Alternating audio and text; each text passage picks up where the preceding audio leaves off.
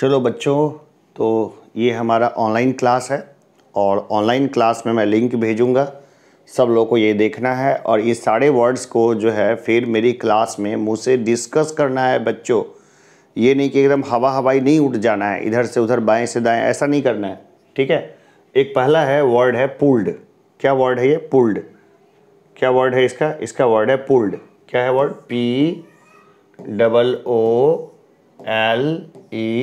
POOLED। Pulled का क्या मतलब हो गया? जमा। पुल्ड का मतलब क्या हो गया? पुल्ड का जमा। इसको क्या करोगे? वाक्य में इस्तेमाल करोगे। ये है वर्ड पुल्ड। इसका क्या मतलब हो गया? जमा।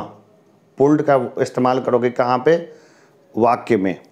हिंदी के लिए एक अलग वाक्य बनाओगे और अंग्रेजी के लिए एक अलग वाक्य बनाओगे। ये तो काफ़ी अच्छे से दिख रहा है, तो मैं क्या सिर्फ स्पेलिंग पढ़ देता हूँ ताकि किसी को कोई कन्फ्यूजन ना रहे और उस स्पेलिंग के बजाय हम लोग चलें। तो एक वर्ड है सब्सटेंशियली। SUBSTANTIALLY। सब्सटेंशियली, ठीक है। Substantially, SUBSTANTIALLY। डबल एल भी कई लोग पढ़ते हैं, लेकिन ज़्यादा अच्छा रहेगा कि LLY पढ़ा जाए। SUBSTANTIALLY। सब्सटेंशली का मतलब हो गया काफ़ी हद तक। हद क्या होती है? एक लिमिट। हद को क्या बोलेंगे? लिमिट। काफ़ी हद तक मतलब काफ़ी लिमिट तक। सब्सटेंशली काफ़ी हद तक, ठीक है। आसान सा है। जब मैं आगे इसको जब ग्राफिक्स इसमें मिक्स करूँगा तो थोड़ा और अच्छा बनेगा। समय के साथ साथ जो क्लासेस है उसकी इम्प्रूवमेंट और इम्प्रूवमेंट और इम्प्रूवमेंट क्या होगा? बढ़ाता जाऊँगा। मैं काफ़ी इम्प्रूव क्लास लेकर के आऊँगा, बहुत झक्कास, एकदम तगड़ा। इसके बाद हम लोग देखते हैं इंसेंटिवाइज्ड। वर्ड को देखेंगे। INCENTIVISED। इंसेंटिवाइज्ड, इसका मतलब हो गया प्रोत्साहित। इंसेंटिवाइज्ड का मतलब हो गया प्रोत्साहित। INCENTIVISED। इंसेंटिवाइज्ड, इसका मतलब हो गया प्रोत्साहित। इंसेंटिवाइज्ड क्या मतलब हो गया? प्रोत्साहित। इंसेंटिवाइज्ड, प्रोत्साहित। भाई किसी को इंसेंटिवाइज्ड करते हैं ना, किसी बच्चे ने अच्छा लिखा, किसी बच्चे का बहुत अच्छे मार्क्स आए तो हम क्या करते हैं? इंसेंटिवाइज करते हैं। क्या करते हैं? प्रोत्साहित करते हैं। अगर किसी के मार्क्स खराब आए तो हम लोग क्या करते हैं? तब भी उसको इंसेंटिवाइज करते हैं, तभी उसको प्रोत्साहित करते हैं कि कुछ नहीं रखा बेटा, ये सब माया मोह है, मत पड़ इस चक्कर में, आगे जो है उसको संभाल, ठीक है, तुमसे हो जाएगा, तुमको करना चाहिए। ऐसे वर्ड का हम लोग इस्तेमाल करते हैं। तो ये क्या हो गया? इंसेंटिवाइज्ड, ठीक है। तो जो अच्छे लोग होते हैं वो आपको क्या करेंगे? इंसेंटिवाइज्ड करेंगे, हमेशा क्या करेंगे? प्रोत्साहित करेंगे। और जो बुरे लोग हैं वो क्या करेंगे? वो इंसेंटिवाइज नहीं करेंगे। आगे देखिए, एक वर्ड है इनोडोमस। ENOROMOUS। इनोडोमस, इसका मतलब हो गया विशाल। ENOROMOUS। इनोडोमस, विशाल, ठीक है। अगर मैं एकदम से अच्छा प्रोनाउंसिएशन करने लगूं, सब चीज़ को अच्छा प्रोनाउंस कर दूं, तो बहुत सारे वर्ड लड़के जो हैं वो वर्ड्स पकड़ने में परेशान हो जाएंगे और इस तरीके से जो अंग्रेज़ी सिखाने का मुहिम है वही इधर से उधर हो जाएगा। तो क्या होता है कि मैंने देखा है, साउथ के लोगों की प्रोनाउंसिएशन देखी है, ब्रिटिश लोगों की प्रोनाउंसिएशन देखी, ब्रिटिश बहुत सारे लोग हैं, बहुत सारे जुड़े भी हुए हैं, और कई देशों के लोगों की प्रोनाउंसिएशन देखी, वहाँ पे इतनी तकलीफ़ नहीं होती है।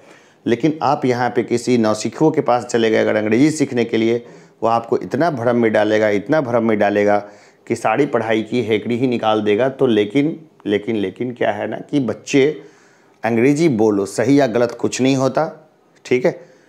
लिखना और बोलना धीरे धीरे इम्प्रूव करने की कला है। धीरे धीरे क्या करेंगे? इम्प्रूव करते रहेंगे। डेली डेली डेली मैं सीखता हूँ ना, नए वर्ड्स मैं सीखता हूँ। डेली मैं न्यूज़पेपर पढ़ता हूँ, हिंदी और इंग्लिश खूब सारी स्टडी करता हूँ। तो बच्चों को भी चाहिए खूब सारी स्टडी करें। मेरा सारा समय सुबह में जगने के साथ ही और शाम तक ही स्टडी में ही बीतता है, पढ़ना और पढ़ाना, ठीक है।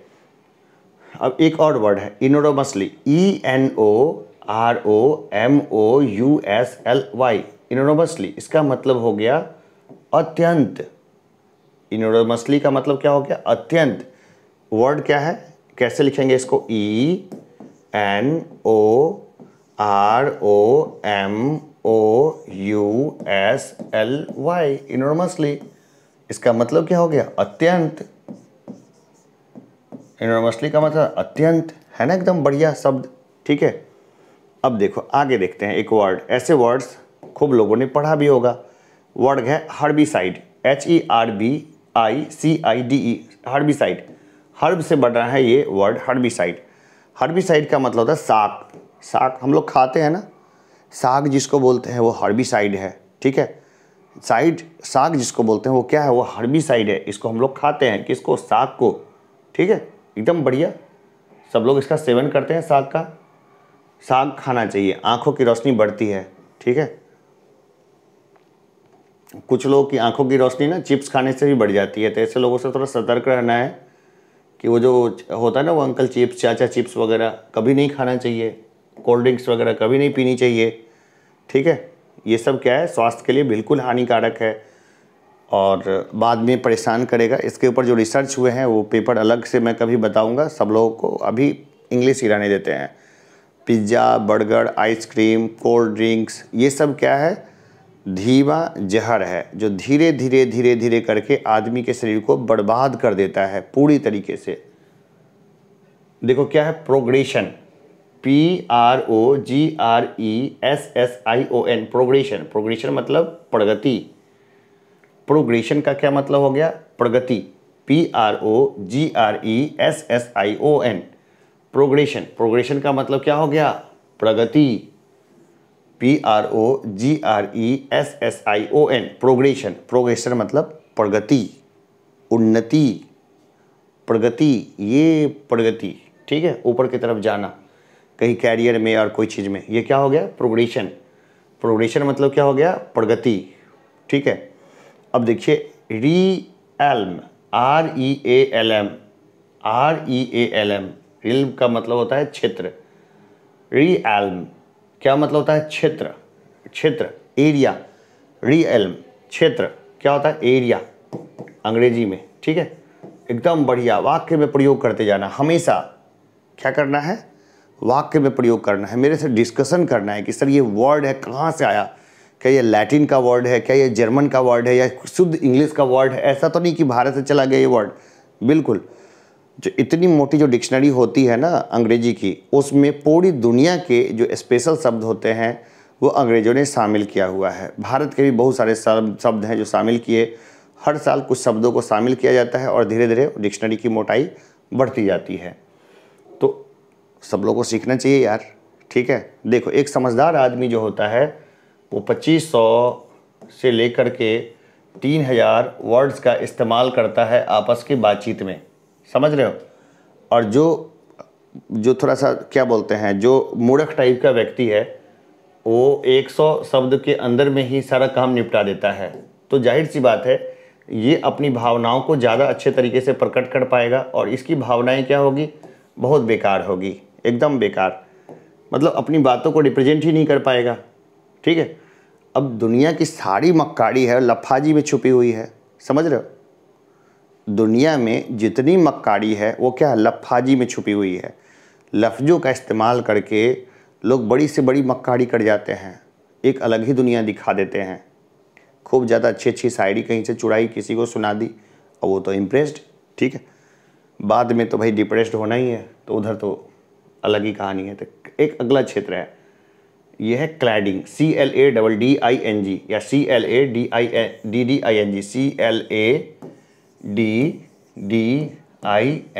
क्लैडिंग। क्लैडिंग का मतलब क्या होता है? आवरण, ठीक है। कोई तार होता है ना, कोई वायर होता है, उसके ऊपर हम लोग प्लास्टिक की क्लैडिंग कर देते हैं, ठीक है। तो क्या आवरण चढ़ा देते हैं, या कई लोग अपने चेहरे पर क्लैड करके रखते हैं, एक चेहरे पे दूसरा चेहरा लगा दिया। तो क्लैडिंग का क्या मतलब हो गया?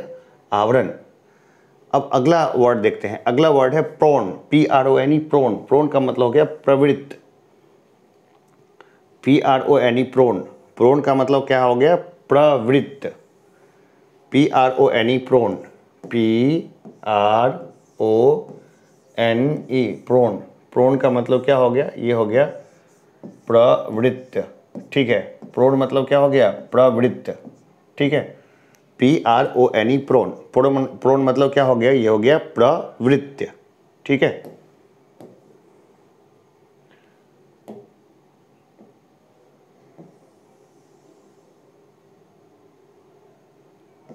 अगला हम लोग देखते हैं, अगला देखते हैं सबसीक्वेंटली, SUBSEQUENTLY, सबसीक्वेंटली इसका मतलब बाद के चरणों में। ठीक है, यानी एक चरण के बाद दूसरा चरण। इलेक्शन होता है ना, एक चरण, दूसरा चरण, तीसरा चरण, चौथा चरण होता रहता है। वैसे देखा जाए तो इलेक्शन 2 ही चरण में होता है। पहले चरण में नेता जो होता है वो जनता के चरण में होता है, और दूसरे चरण में जब चुनाव खत्म हो गए तो जनता नेताओं के चरण में। भाई बड़ी बहुत ख़राब हालत है, गांव से लेके शहर से लेके बड़े शहरों तक यही हालत है कि एक बार जीतने के बाद है ना वो बड़े अजीब से हो जाते हैं। सब्सिक्वेंटली का मतलब होता है बाद के चरणों में। सब्सिक्वेंटली मतलब क्या हो गया? बाद के चरणों में। सब्सिक्वेंटली बाद के चरणों में। इनोरोमस अमाउंट, ENOROMOUS AMOUNT, इनोरोमस अमाउंट इसका मतलब भारी राशि। इनोरोमस अमाउंट इसका मतलब हो गया भारी राशि। इनोरोमस अमाउंट, ENOROMOUS, इनोरोमस AMOUNT अमाउंट इसका मतलब हो गया भारी राशि। अगला वर्ड है इनोर्मिटी, ENORMITY, इसका मतलब होता है दुष्टता। इनोर्मिटी, ENORMITY, इनोर्मिटी इसका मतलब होता है दुष्टता। यह है ENORMITY, इनोर्मिटी दुष्टता। अब आगे अगला वर्ड देते हैं रीएल्म्स, REALMS, मतलब लोको, लोक परलोक होता है ना, रीएल्म्स लोको। आगे का वर्ड देते हैं रियलमी, इसका मोबाइल खूब यूज़ किया होगा, REALME, मेरा असली रूप। रियलमी इसका मतलब होता है मेरा असली रूप। रियलमी का मोबाइल सबने देखा होगा, तो रियलमी क्या होता है? मेरा असली रूप। ठीक है, रियलमी मेरा असली रूप। समझ गए? मोबाइल तो चलाते हो, वर्ड का पता नहीं है, कोई पूछ देगा, नहीं बताओगे तो बोलोगे कि सर इंटरव्यू में बड़ा हार्ड हार्ड क्वेश्चन पूछा था। अरे हार्ड क्या पूछेगा भाई, इंटरव्यू में वही तो पूछा जाता है कि आप अपने आसपास के क्षेत्रों से कितने अवेयर हैं। ऐसा तो नहीं कि साहे बेखबर हैं। समझ गए? साहे बेखबर किसको बोलते हैं? कि बगल में कुछ हो रहा है हमें पता ही नहीं है, या संसार में कोई हो रहा है हमें पता ही नहीं है, या अगल बगल के चीज़ों के बारे में तो खूब जान रहे हैं लेकिन जिसका हमारे जीवन पे इम्पैक्ट हो रहा है उसको नहीं जान रहे हैं। अगला वर्ड देखते हैं रीएल्म, REALM, REALM इसका मतलब होता है के दायरे में। रीएल्म इसका मतलब होता है के दायरे में। ठीक है, रीएल्म इसका मतलब होगा के दायरे में। ठीक है, अब अगला वर्ड है इरेडिकेशन, ERADICATION, इरेडिकेशन। इरेडिकेशन का मतलब हो गया नाश। ERADICATION, इरेडिकेशन मतलब हो गया नाश। ERADICATION, इरेडिकेशन का मतलब हो गया नाश। अगला है रिलिएंट, RELIANT, रिलिएंट का मतलब हो गया निर्भर। RELIANT, रिलिएंट का मतलब क्या हो गया? निर्भर। रिलिएंट मतलब क्या हो गया? निर्भर। ठीक है, रिलिएंट मतलब हो क्या हो गया? निर्भर। चलिए अब अगले शब्द पे जाते हैं। भाई अभी हमने जस्ट एक वर्ड को पढ़ा था ब्लिस्टर, फफोले। ब्लिस्टर को क्या बोल सकते हैं? छाला भी बोल सकते हैं। Blister, BLISTER, blister. ब्लिस्टर में फफोला, काम करते हुए हाथों में फफोले होते हैं ना, फफोला। ठीक है, छाला, ये सब जो है वर्ड है, ये सब इसको क्या बोलेंगे? ब्लिस्टर। हाथों में होते हैं ना, पैरों में भी छाले फफोले सब होते हैं, तो इसको क्या बोलते हैं? ब्लिस्टर। ठीक है, अब ये वर्ड मैं वापस से कुछ वर्ड को मैं मतलब कि हमेशा रिपीट करूँगा। ठीक है, अब है डिप्लेशन, DEPLETION, डिप्लेशन। डिप्लेशन का मतलब क्या हो गया? रिक्तीकरण। डिप्लेशन का मतलब क्या हो गया? रिक्तीकरण। और डिग्रेडेशन का मतलब क्या हो गया, किसी की गुणवत्ता का नीचे जाना। इसको ना थू भी बोल सकते हैं, थू हो गई, लेकिन कम बोलेंगे थू। डिग्रेडेशन मतलब क्या हो गया, कोई भी चीज़ की अवनति हो गई। जैसे जन्म डिग्रेडेशन, लैंड डिग्रेडेशन एक वर्ड है, LANDDEGRADATION, लैंड डिग्रेडेशन, यानी कि ज़मीन की क्या हो गई, नीचे खराब हो गई स्थिति, तो क्या हो गया, लैंड डिग्रेडेशन। ठीक है, तो क्या है ना कि मुझे भी कभी कभी आवश्यक कामों से कहीं जाना होता है, बहुत आवश्यक कामों से।